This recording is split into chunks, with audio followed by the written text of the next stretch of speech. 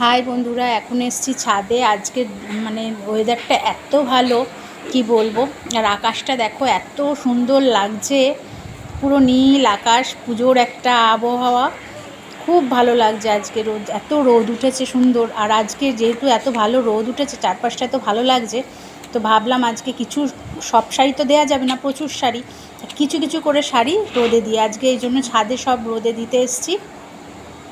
অর্ধেক শাড়ি নিয়ে এসেছি, শাড়িগুলো সব মেলে দিচ্ছি ছাদে, কারণ কখন আবার বৃষ্টি হয় তার ঠিক নেই।